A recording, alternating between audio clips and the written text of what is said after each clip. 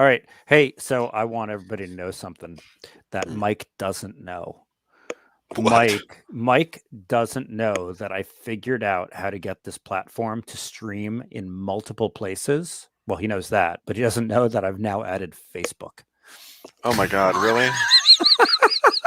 Everything I've tried to do to avoid Facebook, and you thrust me back out there. So we're on LinkedIn, we're on Facebook, we're on YouTube. And I knew if I told you ahead of time, you'd say no. So I didn't tell you. That's how this is going to go. That's just how this is going to go. Okay, well, But But today's a big day for another reason. Are you ready for the discussion today about the breach report? Our team's really been working hard on this. So yeah, I am ready. I mean, if it's Thursday, it's Mike reports to marketing day. So, we're doing our morning podcast now. We're going to do the health sector breach report panel, and I'm going to be interviewed on election security by Government Computing News later. Oh, I didn't know that. That's great. Yeah, you're doing a lot for the marketing team here. Yeah. I'd have to say I'm not quite ready on the breach report, honestly, since I didn't write it. I need to do a little deeper dive. Luckily, we're doing it with John Delano, who's an actual CIO of an actual hospital, because I like to be paired with people who actually know what they're talking about, because it makes me sound smart. Yeah, he's really a great dude, and I have to just kudos to the team. I'm going to put the link to the chat here in the chat on LinkedIn. If you're watching on one of the other platforms, just email me, jake@criticalinsight.com, and I'll send it to you. But really eye-opening report. Really,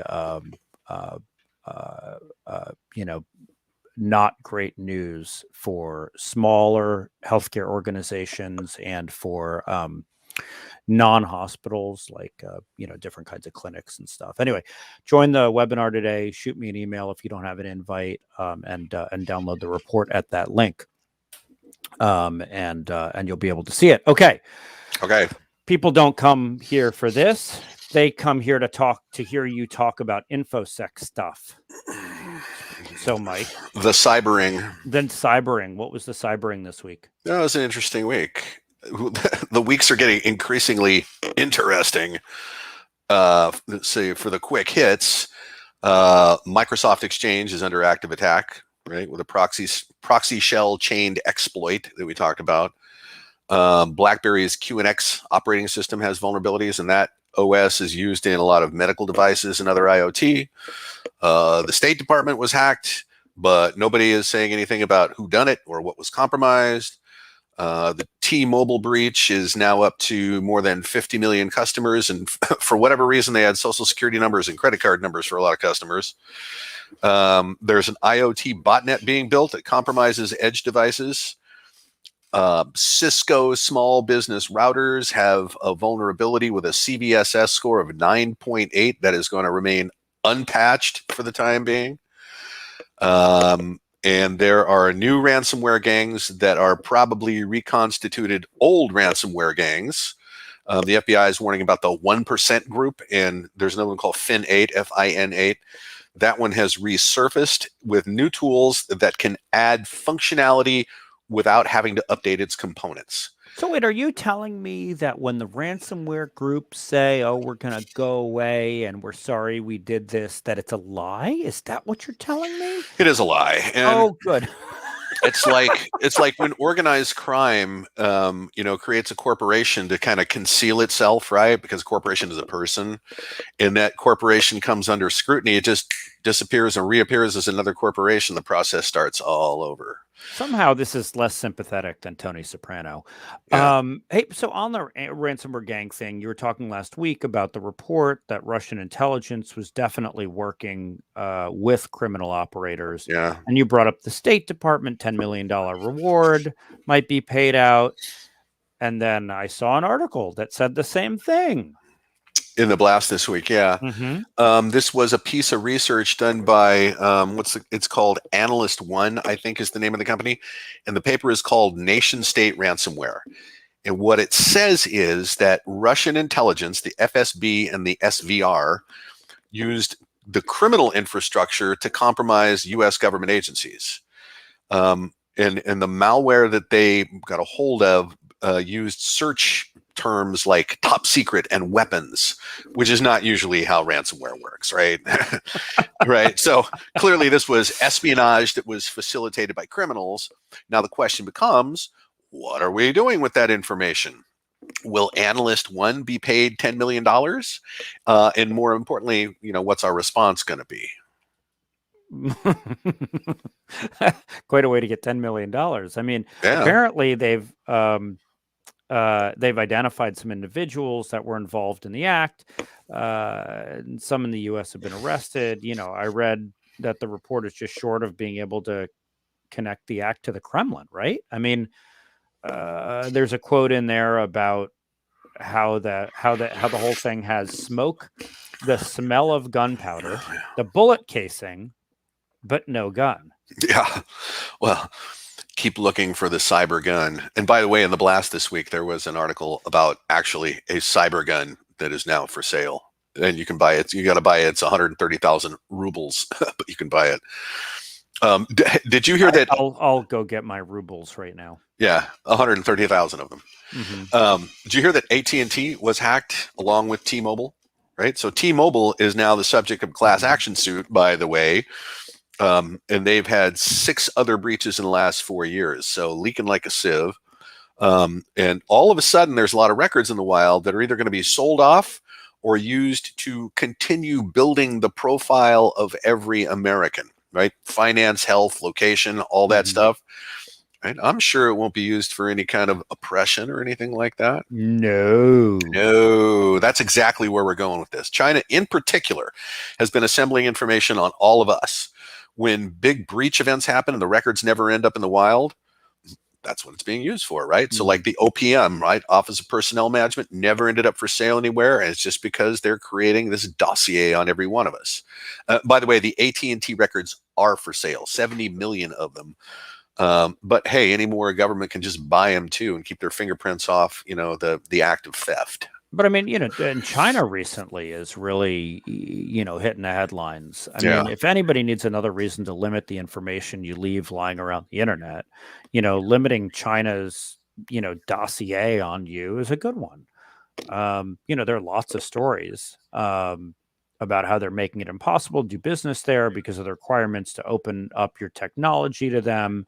That they censored dissent. I know the social media companies, they do things there and then get critiqued. And I mean, it's hard. Like, well, yeah. So let's do this. Let's the problem, right? Let's limit the information that we expose on social media while we stream this to Facebook. That's both of those things need to be true simultaneously, right? Yeah. I mean, yes, right? I mean, that's the problem is, if you want to communicate to people, you have to communicate to people where they are.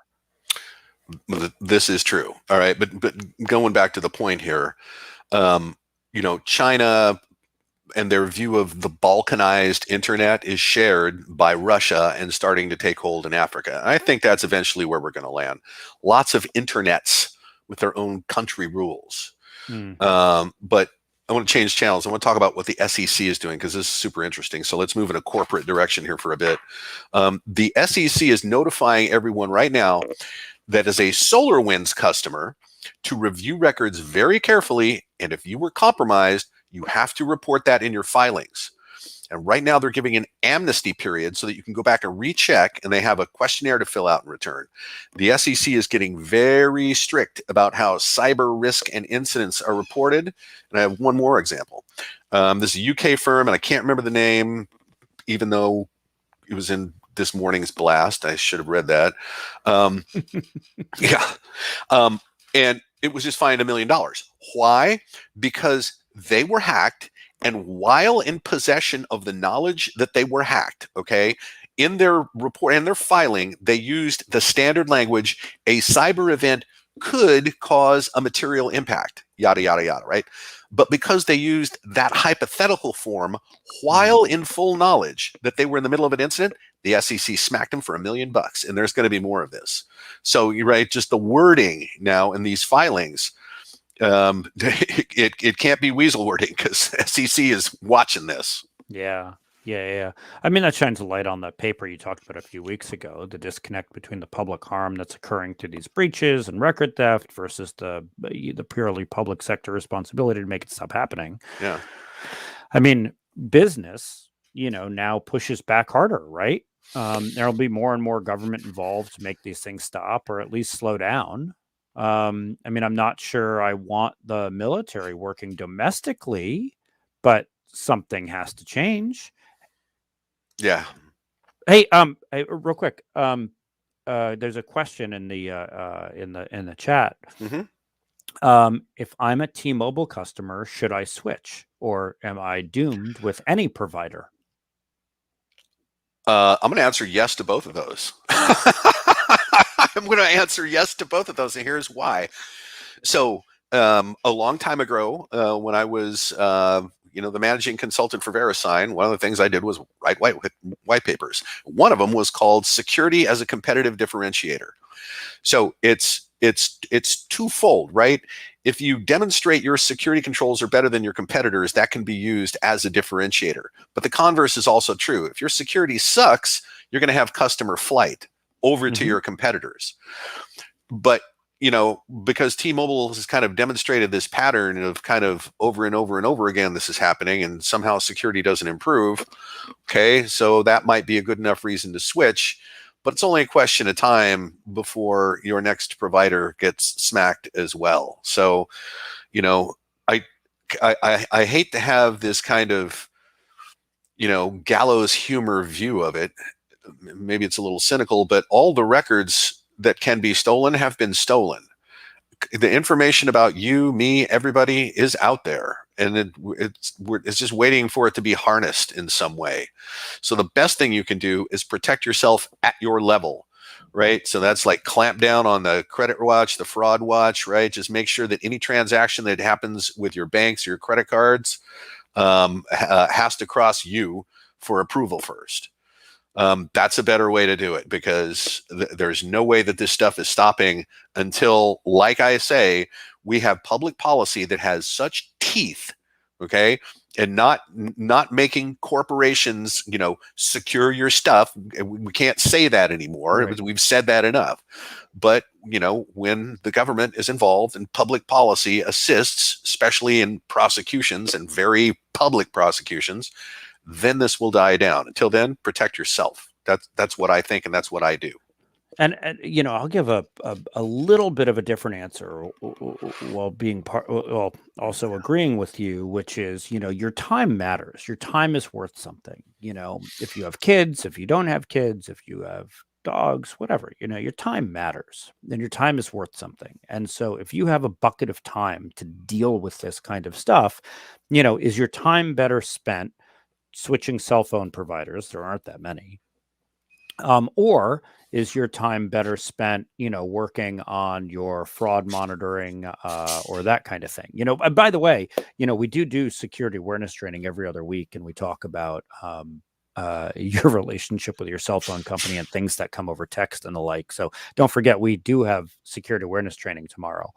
But back to this, it's how you spend your time matters, and you might get more bang for your buck spending your time lighting up a credit monitoring service, or going to get your once a year credit report. I just got mine, and luckily there's nothing bad on there. Says I spend too much, but other than that, there's nothing bad on there. And so in that bucket of time for just yourself, that might be more worth it. And then if you're angry at your cell phone provider or whoever recently got breached, you can switch too. But yeah, I don't know. Your time's worth something. All right, Mike, anything else? Hey, did you hear the one about how Nigerian criminals are offering to pay up to $1 million for employees to deploy ransomware inside their organizations? I did see that. Are you going to take the money? No, but I'm surprised it took this long to be reported. That's been going on for a long time. Yeah. But now it's being made as a public offer, and you can bet there will be takers. Yeah. All right. Time for the kicker. The story at the end that you leave everybody with a smile. You've actually never left people to smile. Well, that once with the digital chastity belt, but other than that, you've never left people to smile. But what do you got this time?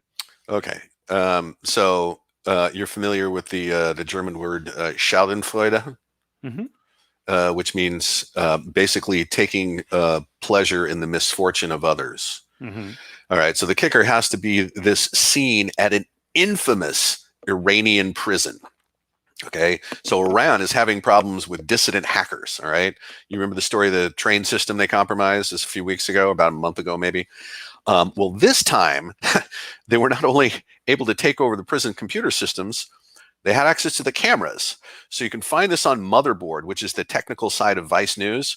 The moment when the computers go dark and start rebooting, and one displays cyber attack and messages about political prisoners and stuff, and we get to watch the whole thing go down. It made me laugh. Okay. No. I don't know. Put it in the chat if that made you laugh. I don't know. Hey, but hey, one question came in from your favorite platform, Facebook. Oh God. It says, why does Mike hate? No, I'm just kidding. It says, does switching cell phone providers even matter if my data is already out there? So that's kind of a good question. Actually, you're probably not moving any needle by changing providers, except to express your displeasure with a provider that doesn't seem to be able to handle your information very well. I mean, T-Mobile doesn't have any eyes left to blacken at this point.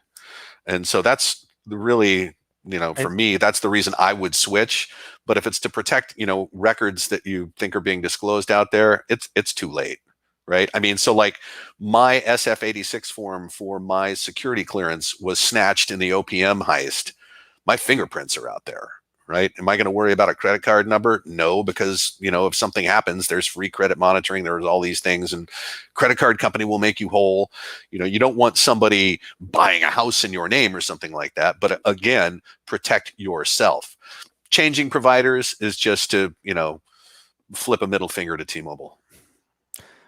Well, black eyes really stand out against the magenta background. True. I was going to tell you, speaking of that, a story that I once did when we worked in a newsroom, one of our reporters did. Great story. So, those credit card offers you get in the mail, and, you tear them up so nobody else can fill them out. So we tore one up. I mean, we tore it into a million pieces and then taped it back together and filled it out and sent it in to see, like, if somebody pulled it out of your trash and put it back together, would the credit card company actually send you a credit card from a clearly torn up one? Credit card arrived a week later. Wow. So anyway, yeah, get those shredders out, and good luck with your cell phone provider. Also Iran. Good luck with Iran. Yeah, good luck with Iran. Yeah, exactly. All right, everybody. Thanks for joining us for the first time ever on Facebook. Now that I've done it, Mike will never let me do it again. But hey, two big things. One, make sure you join us today for the panel about the Breach Report. Shoot me an email, jake@criticalinsight.com, if you need an invite. And then security awareness training tomorrow. Shoot me an email. I'll send you an invite. And have a good day, everybody. Okay. Bye. Thanks for coming.